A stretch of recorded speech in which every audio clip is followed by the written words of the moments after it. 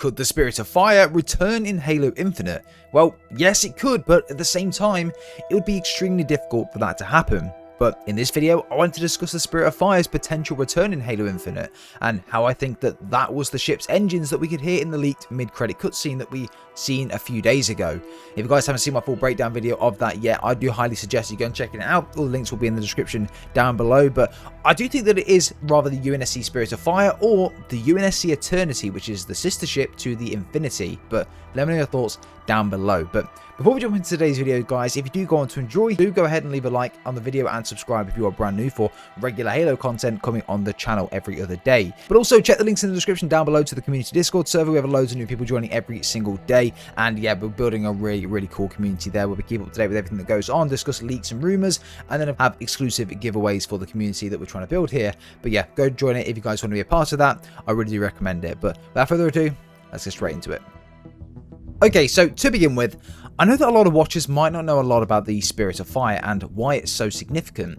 The Spirit of Fire was a ship used by the UNSC in Halo Wars 2, where we first properly were introduced to Atriox and learnt his backstory and motivations. But I want to recap this at the beginning of the video just so everyone in the video is aligned with the story from Halo Wars 2 until now, and then from when we go on to discuss it later in the video, everyone has a better understanding of exactly the significance of the Spirit of Fire and how Atriox got from one place to another, because that's a really interesting point. So check the timestamps, skip to whichever part of the video that you want to, but let's get into it. The UNSC Spirit of Fire is a Phoenix-class support vessel in service with the UNSC Navy. Built in 2473, the Spirit of Fire is a heavily modified colony ship. In 2531, her commanding officer was Captain James Cutter and her primary shipboard AI, Serena.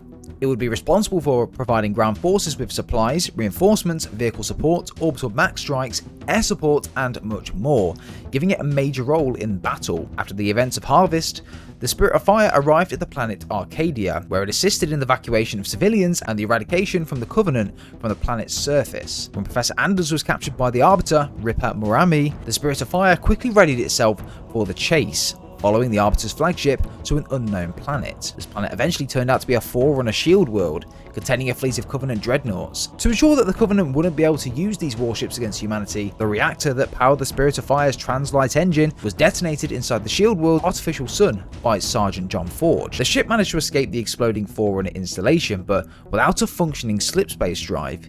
The journey home would take many years, if not decades. Most of the crew entered cryogenic sleep at this point, with only a skeleton crew remaining active to run the ship. On February 2534, the Spirit of Fire, previously designated as missing, was declared lost with all hands. The reason for this change was kept top secret at the time. However, later on, a memorial service was held for the people aboard the vessel, but many of the crew's family members chose not to attend, holding out hopes that their loved ones were still alive. However, the families of the crew never truly believed the ship had been lost and continued to consider it missing until proof was found otherwise. The thing that John Forge's father managed to learn through his military contract suggested that the ship was declared lost simply because the brass decided that the crew's family needed closure. In hopes of leaving a trail so they could be found, the ship made a series of pre-programmed maintenance sheds and data drops during the journey, which included a message recorded by John Forge and his daughter.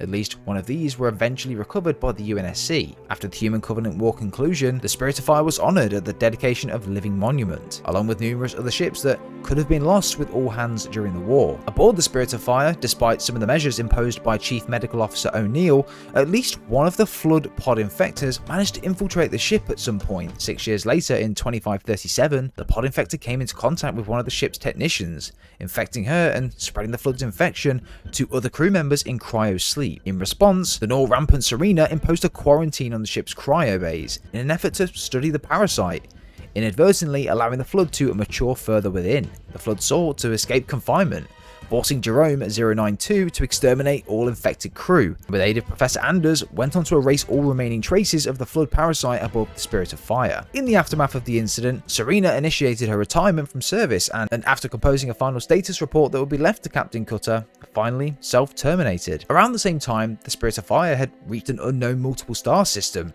and was drifting near a terrestrial planet. In 2559, after 28 years of being adrift, the Spirit of Fire was mysteriously drawn through a slipspace portal and came into orbit above Installation 00, the Ark. Awakened from cryosleep, the crew attempted to re-establish contact with the UNSC. In order to accomplish this, Spartan 2's Red Team were deployed and tasked with investigating a distress signal coming from the surface. There, inside an abandoned UNSC outpost, they encountered Isabel, a logistics AI who tried to warn the Spartans.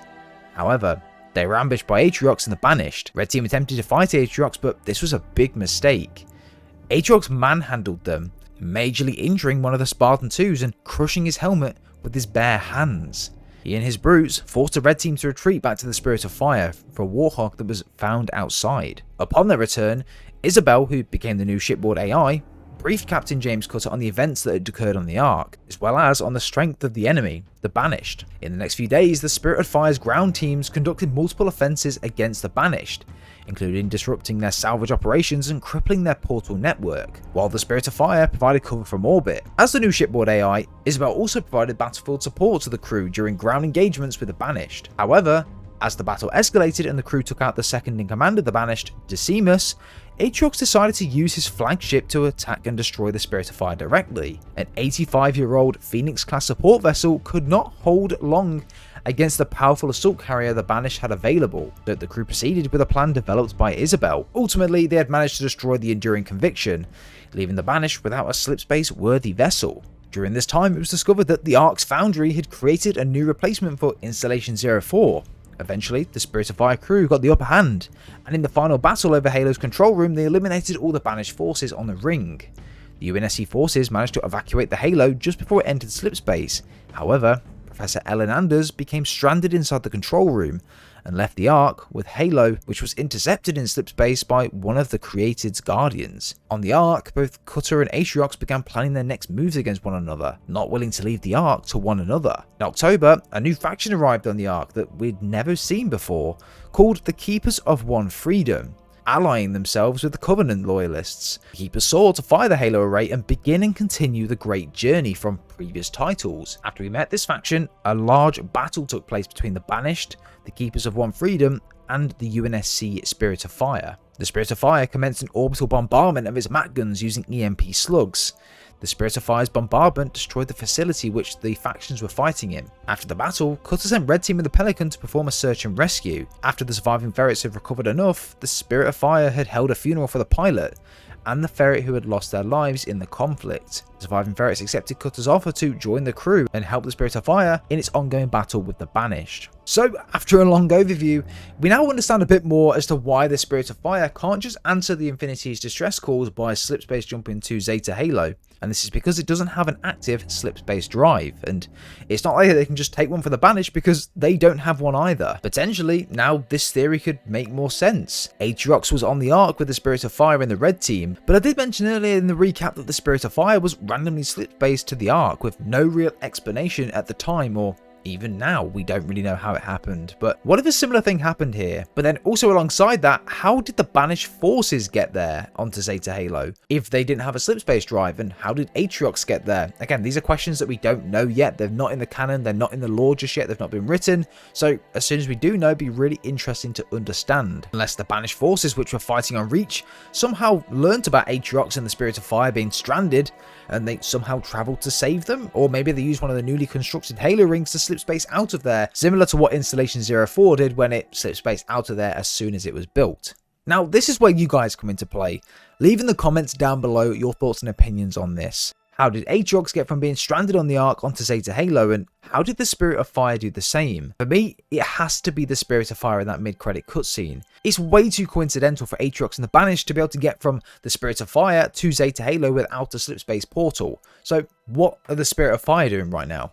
Maybe it's something to do with the new faction which was trying to fire the Halo ring to continue the great journey. They were Covenant forces, so maybe Atriox convinced them to join the Banished, use their ships to get out of there in Zeta Halo, leaving the Spirit of Fire stranded. Although being next to the Ark, surely they would think of a plan to get out of there. Maybe they could use the same slipspace portal that a newly constructed Halo ring would typically use.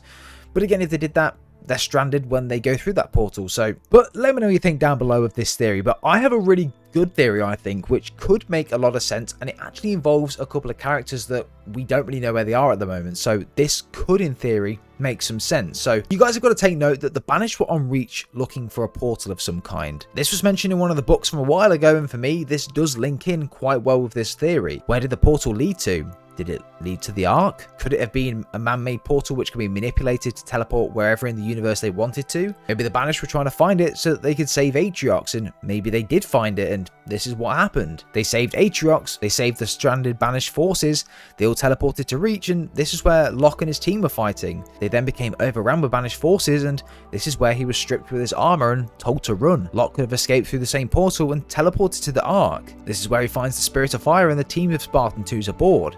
They go on a mission back through the portal to Reach, infiltrate a Banished dreadnought and take its slipspace drive. They go back through the portal and back to the Spirit of Fire, and the engineer installs a slipspace drive, and now the Spirit of Fire is back on the map. However, whilst Locke and the Spartan 2s are there, they hear talk from the Banished around Zeta Halo and the Chief and the Infinity, and how they infiltrated it and the Chief's nowhere to be found. So Cutter gives the order to slipspace jump to Zeta Halo. This is where they end up, see the destruction of the ring and all of the ring's debris floating in space. And then this is where the leaked mid-credit cutscene of the Chief and the pilot starts, and also where DLC 1 begins. I think that makes a lot of sense, and having Spartan Locke come out of nowhere as well, if he was overwhelmed by the Banished and he escaped through this portal which led directly back to the Ark, maybe he had seen some Spartan 2s on the Ark, and this is where they had took him back in a Pelican to the Spirit of Fire. Locke then told Cutter about this portal. Him and the Spartan 2s go back through it with new armor on, find a slipspace drive, install it into the Spirit of Fire, and then that's how they get from one place to the Infinity. And that's where this cutscene goes off. And for me, that makes perfect sense, because there's 100% a ship in the background of that cutscene. If you go back to my video and listen to it, you can hear the engines of a ship in the background. And for me, has to be the Spirit of Fire. And this is the only explanation for me right now that I can put together that would link the Spirit of Fire and give some reason behind the Spirit of Fire being in Infinite or being able to slip space.